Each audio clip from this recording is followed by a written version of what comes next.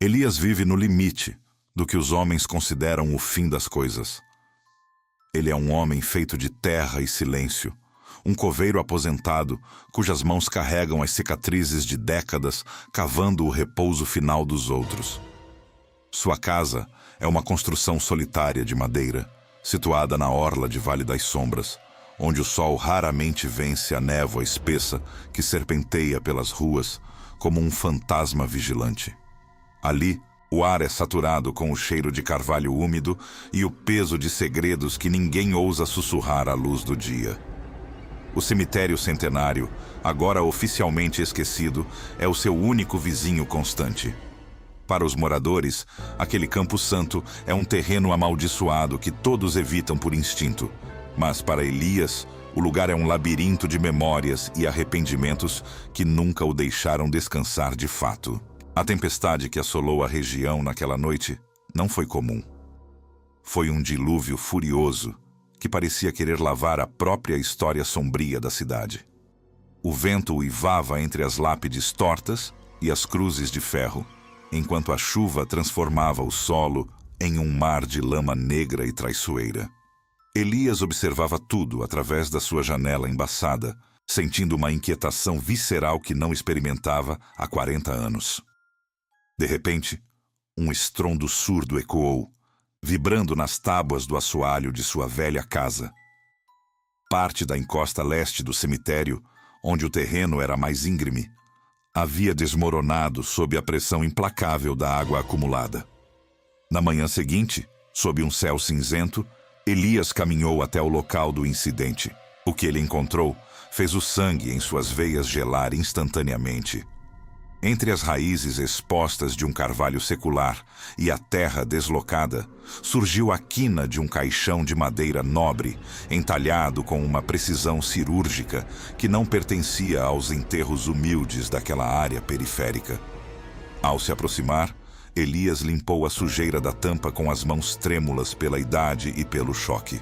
No centro do caixão, brilhava uma placa de metal com um símbolo oculto gravado, uma marca que apenas a elite mais poderosa de Vale das Sombras possuía o direito de usar. Ele reconheceu o desenho de imediato. Era a insígnia da família Valérios, os senhores que ditavam as regras da região. O coração de Elias disparou contra o peito. Aquele símbolo maldito era a última imagem que ele guardara na memória da noite em que sua vida se partira ao meio. Foi o mesmo emblema que ele vira na lateral de uma carruagem negra na noite em que sua irmã caçula desapareceu sem deixar vestígios. Na época, todos disseram que ela havia fugido em busca de uma vida melhor, mas Elias nunca acreditou totalmente nessa versão conveniente. O peso daquela dúvida o acompanhara como uma sombra persistente, e agora a própria terra parecia estar cuspindo uma resposta que ele temia encarar. A curiosidade, alimentada por um luto que nunca cicatrizou, superou o medo do velho coveiro. Ele sabia que aquele caixão não constava em nenhum dos registros oficiais que ele guardara por anos. Era um enterro clandestino, escondido em um setor que seu próprio pai, o coveiro anterior, o instruíra a nunca tocar sob pretexto algum. Com o auxílio de uma alavanca e a força que restava em seus braços calejados, Elias começou a romper os lacres da tampa pesada. O som da madeira rangendo soou como um grito de socorro vindo diretamente do passado tenebroso. Antes de continuarmos, inscreva-se no canal e nos conte nos comentários de onde você está assistindo a este vídeo. Cada centímetro que a tampa se movia era um desafio ao pacto de silêncio que mantinha Vale das Sombras em uma paz artificial e perversa. Quando a tampa finalmente cedeu, o odor de mofo e tempo estagnado invadiu seus pulmões. Elias esperava encontrar apenas ossos anônimos, talvez os restos mortais de algum inimigo dos poderosos Valérios, que foi descartado como lixo para proteger os interesses da família. No entanto, seus olhos se fixaram em algo que brilhava entre as vestes apodrecidas dentro da urna. Com os dedos vacilantes, ele pescou um pequeno objeto metálico do fundo do caixão. Era um medalhão de prata, com a inicial da sua irmã gravada de forma delicada no verso. O objeto que ele mesmo havia dado a ela em seu aniversário de 15 anos estava ali, escondido em um caixão de luxo. Sua irmã nunca fugira de casa para começar uma vida nova. Ela fora capturada, e o segredo de seu destino final estava guardado pela mesma terra que Elias jurara proteger por toda a sua vida. A verdade estava enterrada sob seus pés, e agora ele não pararia até que cada túmulo revelasse seus pecados e trouxesse luz para as sombras. O medalhão de prata ardia na palma de sua mão calejada, um fragmento de metal que pesava mais do que todos os caixões que já carregara. Elias sentia o frio do objeto infiltrar-se em seus ossos, despertando uma fúria silenciosa que ele acreditava ter sido enterrada junto com sua juventude.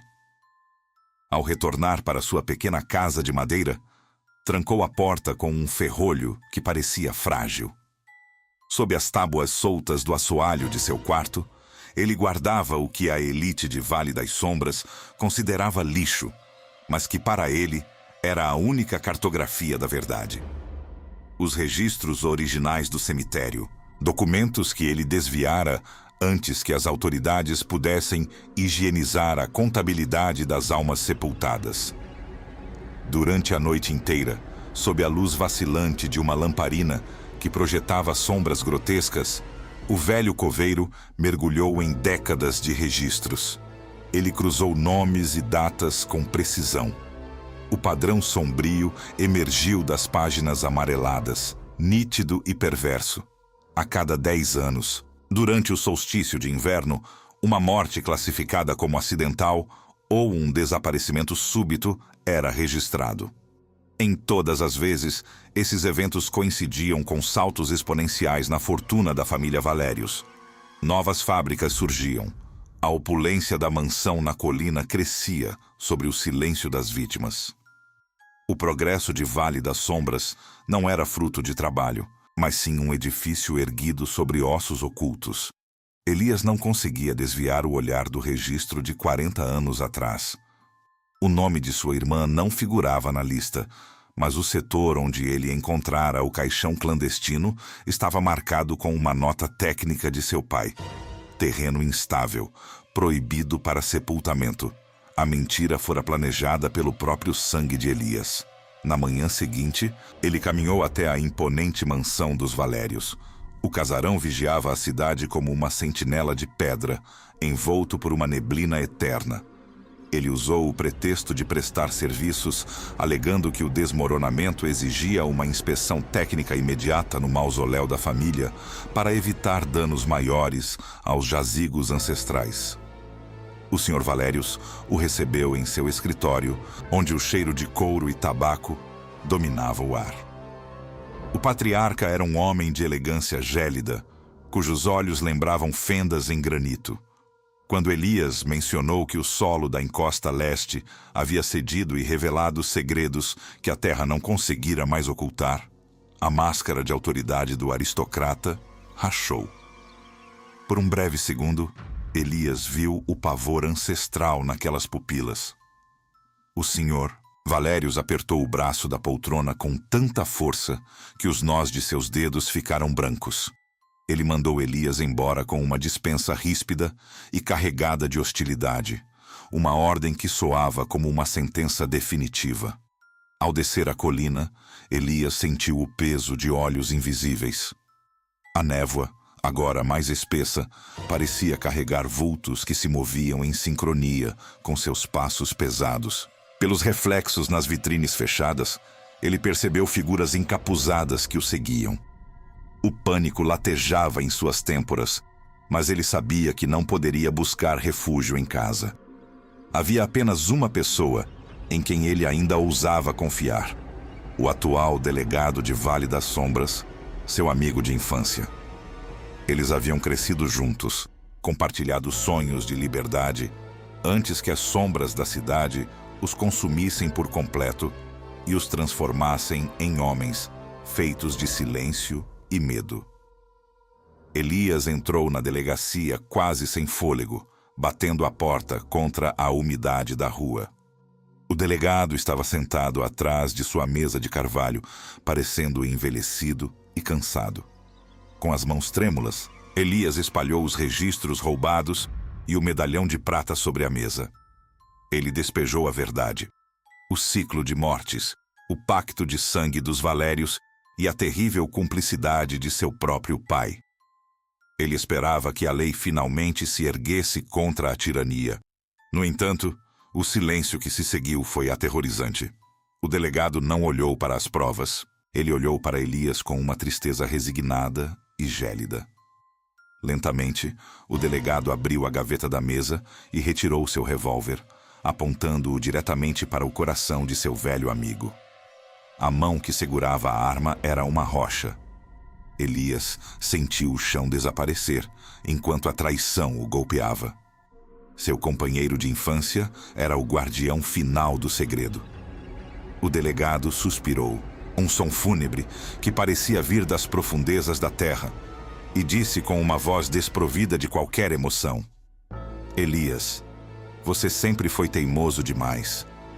Alguns segredos são o alicerce da paz desta cidade, e eu não permitirei que você a destrua por causa de lembranças que deveriam permanecer mortas e enterradas.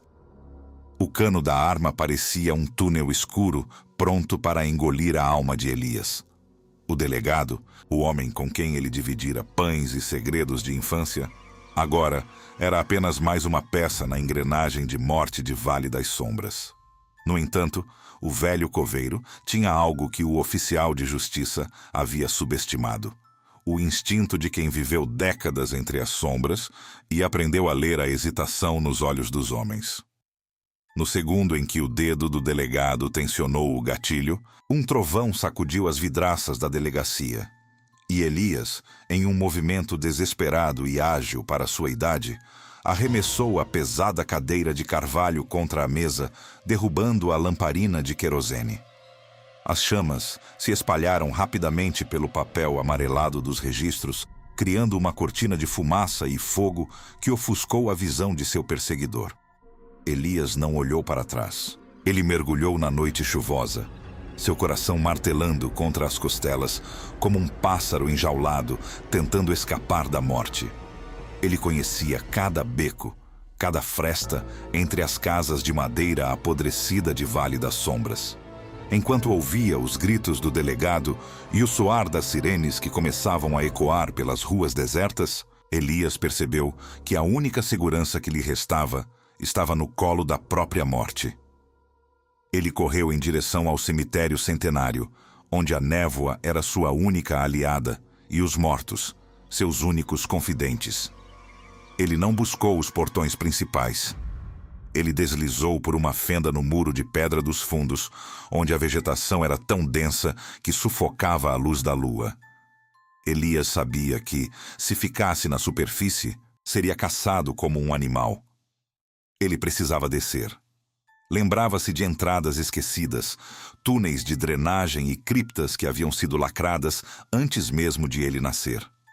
Com as mãos sangrando pelo esforço, ele removeu uma placa de mármore rachada que dava acesso às catacumbas profundas.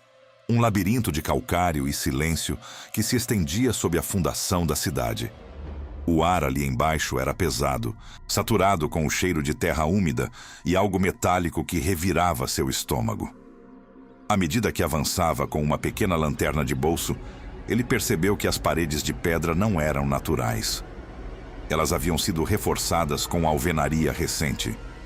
Elias seguiu o declive do terreno, até que se viu diante de uma porta de ferro maciço, escondida atrás de uma cortina de raízes que desciam do teto como dedos esqueléticos. Ao entrar, a luz da lanterna revelou um cenário de horror que nenhum registro oficial jamais ousaria descrever. A câmara era ampla e estava diretamente conectada, por uma escadaria em espiral, aos túmulos subterrâneos da família Valérios.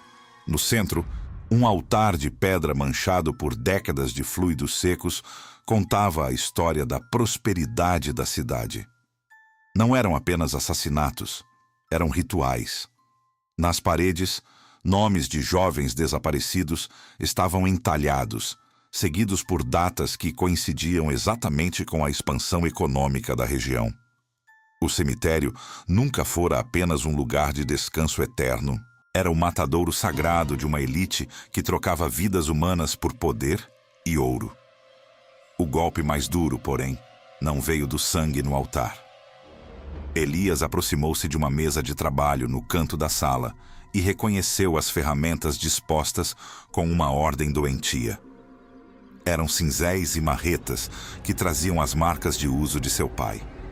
Ele viu os diagramas das covas falsas, projetos arquitetônicos de como esconder compartimentos duplos sob caixões legítimos. Seu pai não era apenas um coveiro. Ele era o engenheiro daquela arquitetura de pesadelo. A dor de Elias foi física, um aperto no peito que o fez cair de joelhos sobre o chão frio. Sua própria linhagem estava mergulhada no mesmo lodo moral que os Valérios. Ele passara a vida honrando a memória de um homem que, na calada da noite, preparava os leitos de morte para os sacrifícios da cidade. A vergonha e a culpa o consumiam, transformando seu luto em uma sede de justiça que queimava mais que o querosene. Entre as ferramentas, Elias notou um pequeno fundo falso na gaveta da mesa. Ali, protegido da umidade por um invólucro de couro, estava um diário desgastado, o calhamaço de confissões que seu pai nunca teve coragem de queimar. Elias abriu o livro, as mãos tremendo violentamente. As páginas estavam cheias de arrependimento e descrições detalhadas dos horrores que ele ajudara a ocultar. Ele folheou freneticamente até chegar à última entrada, datada da noite em que sua irmã desapareceu. As palavras pareciam gritar do papel, revelando a ferida aberta em sua alma. Eles a levaram viva para o lote 7. Eu não pude impedi-los. Que Deus perdoe minha alma, pois o solo já não aceita minhas preces. Elias sentiu o mundo girar. O lote 7 não era apenas uma área proibida. Era o destino final de sua irmã, e ela ainda poderia estar lá, sob seus pés. O nome Lote 7 ecoava na mente de Elias como uma sentença de morte proferida há 4 décadas. Ele emergiu das catacumbas com os pulmões ardendo, a chuva fustigando seu rosto cansado como chicotes gelados e impiedosos. O cemitério, que antes era seu refúgio silencioso, agora parecia um campo de batalha estrangeiro, sob a luz intermitente dos relâmpagos que rasgavam o céu de chumbo. Ele caminhou cambaleante entre as lápides tortas e os anjos de pedra desgastados. O diário de seu pai pressionado contra o peito, sentindo o peso de cada pecado oculto que sustentava a fundação daquela terra amaldiçoada.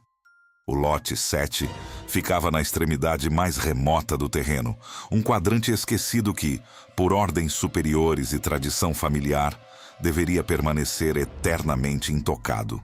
A vegetação ali era uma massa compacta e agressiva de espinhos e eras negras que pareciam se alimentar da própria decomposição que ocultavam com zelo do mundo exterior. Elias não se importava mais com o sigilo ou com o respeito aos mortos. Ele agarrou uma pá enferrujada que deixara esquecida perto de um jazigo vizinho e começou a abrir caminho através dos arbustos com golpes frenéticos e desesperados. Cada movimento da ferramenta era um grito de raiva contido por 40 anos de ignorância forçada e luto mal resolvido. A névoa de Vale das Sombras, densa e impregnada com o cheiro sufocante de ozônio, tornava tudo ao seu redor um borrão cinzento e hostil. Enquanto limpava a clareira improvisada, memórias daquela noite fatídica de sua juventude começaram a latejar em suas têmporas como feridas abertas. Ele via nitidamente o rosto pálido de sua irmã, os cabelos claros desaparecendo na bruma, enquanto ela o chamava para brincar. Ele se lembrava de ter se distraído por um único e amaldiçoado instante, e quando olhou novamente, o vazio absoluto era a única resposta que recebeu do destino cruel. Ajoelhado na lama gelada, Ele começou a cavar exatamente no centro do lote 7. A terra ali era pesada e compacta, quase como se tivesse sido comprimida por uma vontade maligna para que nunca fosse revelada. A chuva torrencial transformava o solo em uma lama negra que se agarrava às suas mãos calejadas. Mas Elias não parava por nada. Suas articulações envelhecidas protestavam com dores agudas e seus pulmões queimavam a cada golfada de ar úmido. Mas a cada pá de terra removida, ele sentia que estava mais perto de uma verdade que o destruiria. Perdoe-me. Ele sussurrava para o vento uivante, sua voz sendo engolida pela tempestade, sem saber se pedia perdão à alma de sua irmã ou a si mesmo por ter acreditado na mentira conveniente de que ela simplesmente fugira de casa há tanto tempo para nunca mais voltar. De repente, o brilho de lanternas potentes cortou a escuridão, cegando-o momentaneamente. Elias parou, a pá suspensa no ar. O Sr. Valérios e o delegado caminhavam em sua direção, as solas de seus sapatos de luxo esmagando a lama, protegidos por grandes guarda-chuvas escuros, empunhados por homens silenciosos. O delegado mantinha o revólver erguido com precisão mecânica, mas agora seus olhos não mostravam a tristeza anterior. Havia apenas a frieza de quem aceitara seu papel como carrasco dos segredos da elite. O patriarca da família Valérios deu um passo à frente, sua bengala com pomo de prata, batendo ritmicamente contra o solo lamacento. Você deveria ter morrido naquelas catacumbas, Elias, disse Valérios com uma voz desprovida de qualquer humanidade. Sua curiosidade é um câncer que agora ameaça o bem-estar de milhares de pessoas nesta região. Valérios gesticulou para as luzes da cidade que brilhava além dos muros do cemitério. Veja a prosperidade e a ordem que reina aqui, enquanto o resto do país mergulha no caos absoluto. Nada disso é fruto do acaso ou da sorte. O solo desta terra exige um tributo constante, e nós fomos os únicos corajosos o suficiente para pagar o preço exigido. Sua irmã foi apenas uma pequena engrenagem necessária em uma máquina divina de progresso e segurança. Ela deveria estar orgulhosa por ter servido a algo tão maior que sua existência medíocre. O delegado deu um passo à frente, o cano gélido da arma fixo na testa de Elias. Acabe com isso agora, meu velho amigo. Solte a pá e talvez possamos lhe dar um túmulo digno, em vez de jogá-lo aos cães que rodeiam os muros. Elias não respondeu. Seu olhar era puro fogo e determinação. Com um último esforço de vontade que desafiava sua idade, ele ignorou a arma e cravou a pá no fundo da cova. Em vez do som surdo da terra, um ruído metálico estridente ecoou por todo o cemitério, vibrando intensamente em seus ossos.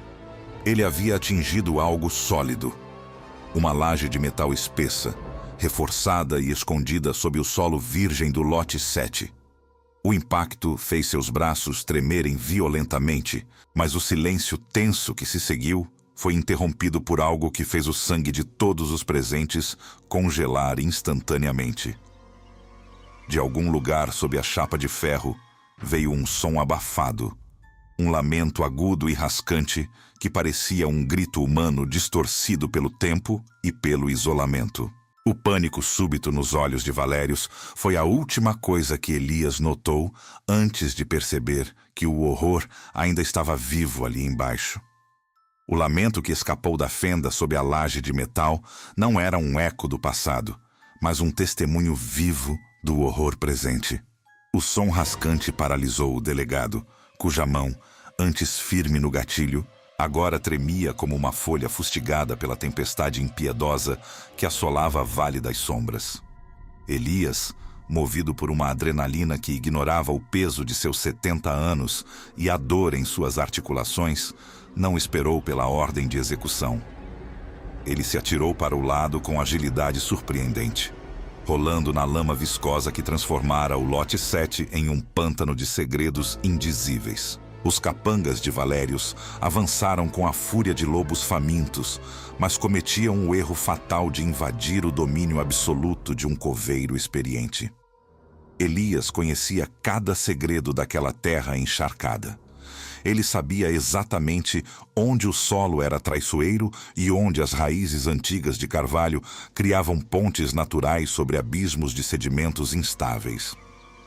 Com um movimento calculado, ele atraiu os perseguidores para a borda do quadrante esquecido, onde o terreno desmoronava silenciosamente devido às infiltrações ocultas que corroíam as fundações do cemitério há décadas. O primeiro perseguidor sentiu o mundo desaparecer sob seus pés. O grito dele foi cortado pelo estalo seco de ossos contra a rocha lá embaixo. O segundo hesitou. Tempo suficiente para Elias surgir da névoa como um espectro vingador e brandir a pá pesada com uma força vinda de gerações de dor, atingindo o agressor com um impacto definitivo que o lançou na escuridão. Ao retornar ao centro da clareira, ofegante e coberto de terra negra, Elias encontrou o delegado em um estado de catatonia moral. "Você sempre soube, não é, Afonso?" Elias rugiu, usando o nome que o poder havia apagado daquela amizade. O delegado tentou erguer a arma, mas o peso da traição parecia ter transformado o revólver em chumbo puro. Em um movimento rápido e desesperado, Elias o desarmou, jogando a pistola na lama profunda. O delegado caiu de joelhos, derrotado porque o alicerce de mentiras, sobre o qual construíra sua carreira, acabara de ruir diante da verdade nua e crua. Restava apenas o Sr. Valérios. O patriarca permanecia imóvel sob seu guarda-chuva, a bengala de prata cravada no solo, como se ele fosse o dono da própria gravidade. Com a ajuda de uma alavanca de ferro que resgatara das sombras, Elias forçou a abertura total da laje de metal. O ar que emergiu da câmara subterrânea era denso, saturado com o odor metálico de sangue fresco e o cheiro doce da decomposição estagnada. O que Elias viu quando a luz trêmula de sua lanterna varreu o interior da cripta fez sua alma se estilhaçar em 1000 pedaços de puro desespero. Não eram apenas os restos mortais de sua irmã desaparecida. Dispostos em nichos macabros, como troféus de uma fé sombria, estavam corpos em diversos estágios de deterioração. O horror maior residia nas evidências de vida prolongada sob o chão. Correntes presas às paredes úmidas, tigelas de cerâmica rachadas e trapos que um dia foram roupas civis. Aquelas pessoas haviam sido mantidas em cativeiro naquela escuridão por meses, servindo como sacrifícios lentos para manter a prosperidade doentia da elite local. Sua irmã não fora uma vítima de um crime isolado. Ela fora uma peça em um ritual de poder ininterrupto que sustentava a cidade. "Você é um monstro!" gritou Elias, a voz carregada de uma náusea profunda que lhe roubava o fôlego. Valérios não recuou. Ele soltou uma risada rascante, que lembrava o som de folhas mortas sendo esmagadas sob botas de luxo. "Eu sou o arquiteto da ordem, Elias. Olhe para a riqueza desta cidade. Tudo isso foi comprado com o sangue desses poucos eleitos. Eles não são vítimas, são o sacrifício necessário para que o resto de vocês possa dormir em paz, sem questionar o preço do conforto." Elias sentiu uma clareza gelada tomar conta de seus sentidos. Ele percebeu que a justiça não poderia ser encontrada apenas em tribunais corruptos, mas na destruição total daquele ciclo de maldade ancestral. Ele apertou contra o peito o diário de seu pai, a prova irrefutável de toda aquela infâmia. Ele não poderia salvar sua irmã do passado, mas poderia garantir que o Lote 7 nunca mais recebesse um novo hóspede. A redenção estava em expor a ferida para que ela nunca mais fechasse sobre o silêncio. Enquanto as sirenes distantes começavam a perfurar a melodia da chuva, sinalizando que a denúncia anônima de Elias surtira efeito, o Sr. Valérios deu um passo à frente. Mesmo derrotado, ele não demonstrava remorso, apenas um desprezo gélido. Ele olhou para a cova e depois nos olhos de Elias, sorrindo de forma predatória antes de dizer: "Você acha que acabou? O solo desta cidade já tem o gosto do nosso sangue." As sirenes da Polícia Estadual, enviadas após a denúncia anônima e o envio das provas irrefutáveis por Elias, iluminavam o cemitério com luzes azuis e vermelhas que cortavam a névoa eterna de Vale das Sombras. O domínio de décadas da família Valérios estava sendo desmantelado diante dos olhos exaustos do velho coveiro. Homens de farda, alheios à corrupção local que mantinha o delegado no poder, algemaram o patriarca com uma frieza que o homem rico não estava acostumado a enfrentar. Valérios, mesmo com os punhos presos, mantinha o queixo erguido, embora o pânico fosse visível em suas pupilas dilatadas, enquanto observava os peritos forenses descerem a câmara oculta do lote 7. O delegado, por sua vez, era a imagem da derrota absoluta. Seu corpo, outrora imponente, parecia ter murchado, a face enterrada nas mãos trêmulas, enquanto era conduzido para o banco de trás de uma viatura. O que se seguiu nos meses seguintes foi um espetáculo de horror que paralisou a nação. O cemitério centenário foi isolado e transformado no maior local de investigação criminal da história do país. Centenas de corpos foram exumados de covas rasas, nichos falsos e das profundezas das catacumbas que Elias um dia chamara de lar. Cada pá de terra removida revelava uma nova tragédia, uma nova vida interrompida, para alimentar a ganância de uma elite que se considerava divina. A exumação em massa trouxe à tona os rostos de jovens, pais de família e andarilhos que haviam simplesmente evaporado ao longo de 40 anos. A verdade, nua e fétida, não podia mais ser enterrada. A repercussão foi o golpe de misericórdia para Vale das Sombras. A prosperidade artificial da região, construída sobre o pacto de sangue, e o silêncio dos cúmplices desmoronou em uma velocidade avassaladora. Investidores fugiram, o comércio secou, e o medo de que o solo estivesse amaldiçoado afastou qualquer um que ousasse passar por suas estradas. Em pouco tempo, a cidade tornou-se um espectro de si mesma, uma cidade fantasma, onde apenas o vento uivava entre as mansões, agora abandonadas, e as lojas de janelas quebradas. O sangue na terra, que Valérios mencionara, provou ser a ruína econômica de todos os que se beneficiaram do segredo. No meio do caos da investigação, Elias encontrou sua pequena parcela de redenção. Ele mesmo ajudou os peritos a identificarem os restos mortais de sua irmã, guiando-os com base nas anotações cifradas no diário de seu pai.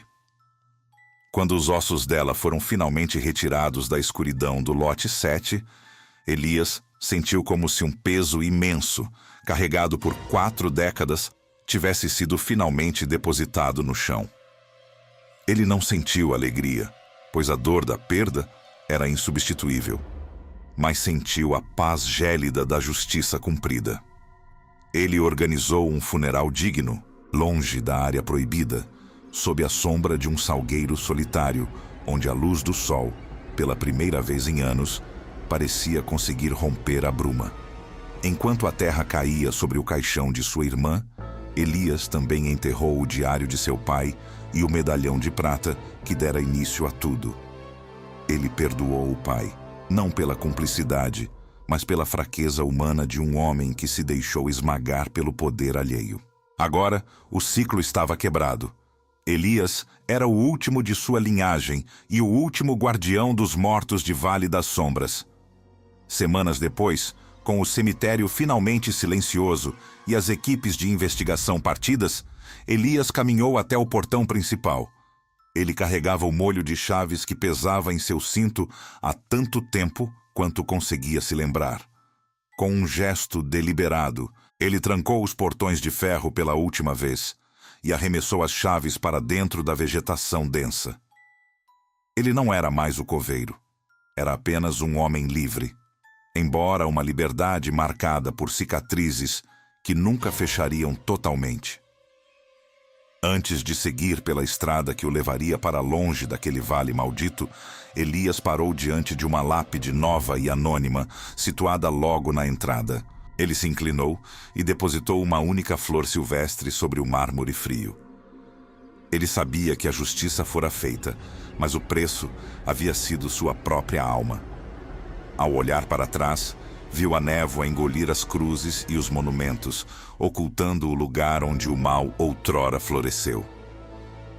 Elias respirou fundo o ar frio da manhã e, sem olhar novamente, deu o primeiro passo em direção ao horizonte, deixando para trás os mortos que, finalmente, podiam descansar em paz.